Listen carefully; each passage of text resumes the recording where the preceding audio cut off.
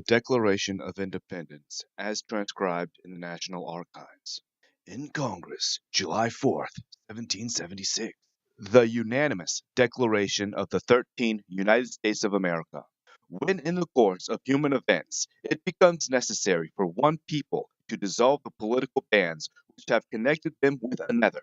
and to assume among the powers of the earth the separate and equal station to which the laws of nature and of nature's God entitle them, a decent respect to the opinions of mankind requires that they should declare their causes which impel them to the separation. Behold these truths to be self-evident, that all men are created equal, that they are endowed by their Creator with certain inalienable rights, that among these are life, liberty, and the pursuit of happiness, that to secure these rights, governments are instituted among men, deriving their just powers from the consent of those governed, that whenever any form of government becomes destructive of these ends, it is the right of the people to alter or to abolish it, and to institute new government, laying its foundations on such principles and organizing its powers in such form as to them shall seem most likely to affect their safety and happiness.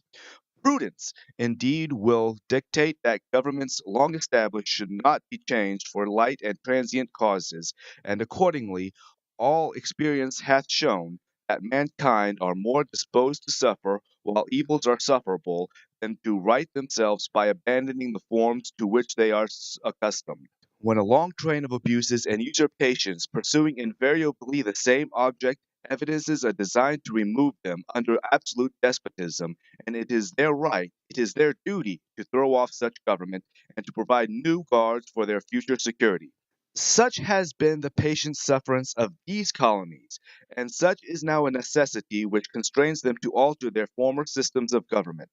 The history of the present King of Great Britain is a history of repeated injuries and usurpations, all having in direct object the establishment of an absolute tyranny over these states. To prove this, let facts be submitted to a candid world. He has refused the assent of laws too most wholesome and necessary for the public good. He has forbidden his governors to pass laws of immediate and pressing importance unless suspended in their operation till his assent should be obtained, and when so suspended, he has utterly neglected to attend to them. He has refused to pass other laws for the accommodation of large districts of people, unless those people would relinquish the right of representation in the legislature, a right inestimable to them and formidable only to tyrants. He has called together legislative bodies at places unusual, uncomfortable, and distant from the depository of their public records for the sole purposes of fatiguing them into compliance with his measures. He has dissolved representative houses repeatedly for opposing with manly firmness his invasions of the rights of the people. He has refused for a long time, after such dissolutions, to cause others to be elected, whereby the legislative powers, incapable of annihilation, have returned to the people at large for their exercise, the state remaining in the meantime to be exposed to all the dangers of invasion from without and convulsions within. He has endeavored to prevent the population of these states for that purpose, obstructing the laws of naturalization of foreigners, refusing to pass others to encourage their migrations hither, and raising the conditions of new appropriations of lands. He has obstructed the administration of justice by refusing his assent to laws for establishing judiciary powers. He has made judges dependent upon his will alone for the tenure of their offices and the amount and payment of their salaries. He has erected a multitude of new offices and sent hither swarms of officers to harass our people and eat out their substance. He has kept among us, in times of peace, standing armies without the consent of our legislators. He has affected to render the military independent of and superior to the civil power. He has combined with others to subjugate us and to a jurisdiction of foreign to our Constitution and unacknowledged by our laws, giving his assent to their acts of pretended legislation, for quartering large bodies of armed troops among us, for protecting them by mock trial from punishment for any murders which they should commit on the inhabitants of these states, for cutting off our trade with all parts of the world, for imposing taxes on us without our consent, for depriving us in many cases of the benefits of trial by jury, for transporting us beyond seas to be tried for pretended offenses, for abolishing the free system of English laws in neighboring province, establishing therein an arbitrary government, and enlarging its boundaries so as to render it at once an example and fit instrument for introducing the same absolute rule in these colonies, taking away our charters, abolishing our most valued laws, and altering fundamentally the forms of government, for suspending our own legislators and declaring themselves invested with power to legislate for us in all cases whatsoever. He has abdicated government here by declaring us out of his protection and waging war against us. He has plundered our seas, ravaged our coast, burnt our towns, and destroyed the lives of our people. He is at this time transporting large armies of foreign mercenaries to complete the works of death, desolation, and tyranny already begun with circumstances of cruelty and perfidy scarcely paralleled in the most barbarous ages and totally unworthy of a head of a civilized nation. He has constrained our fellow citizens taken captive on high seas to bear arms against their country, to become the executioners of their friends and brethren, or to fall themselves by their hands. He has excited domestic insurrections among us, and has endeavored to bring on the inhabitants of our frontiers the merciless Indian savages, whose known rule of warfare is an undistinguished destruction of all ages, sexes, and conditions.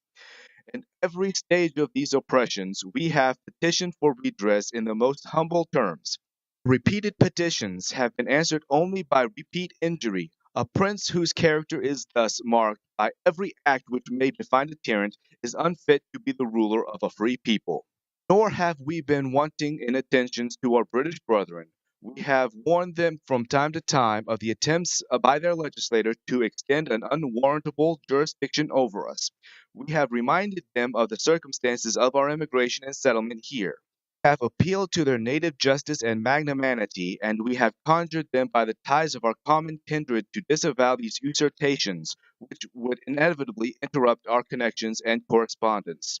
They too have been deaf to the voice of justice and of consanguinity. We must therefore acquiesce in this necessity, which denounces our separation, and hold them, as we hold the rest of mankind, enemies in war, in peace, friends.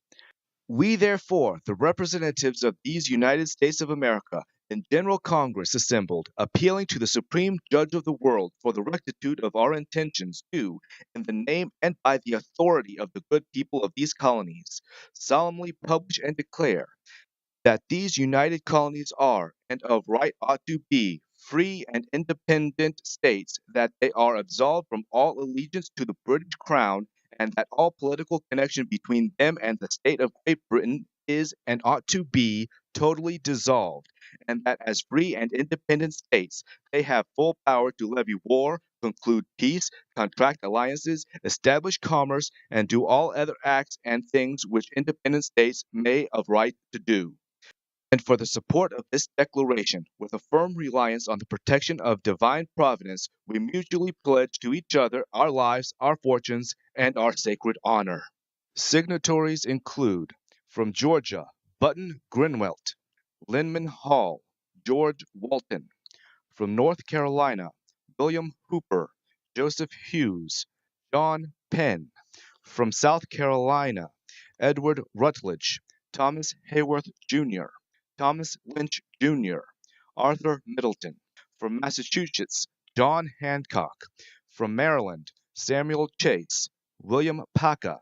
Thomas Stone, Charles Carroll of Carrollton; from Virginia, George Wythe, Richard Henry Lee, Thomas Jefferson, Benjamin Harrison, Thomas Nelson, Jr.,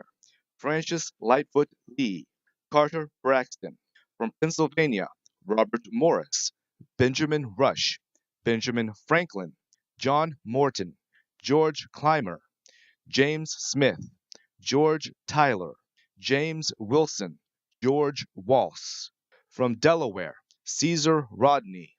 George Reed, Thomas McKean;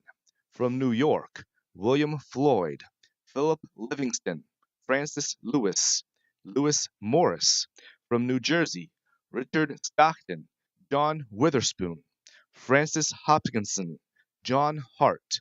Abraham Clark; from New Hampshire, Josiah Bartlett, William Whipple. From Massachusetts, Samuel Adams, John Adams, Robert Treat Paine, Eldridge Gary.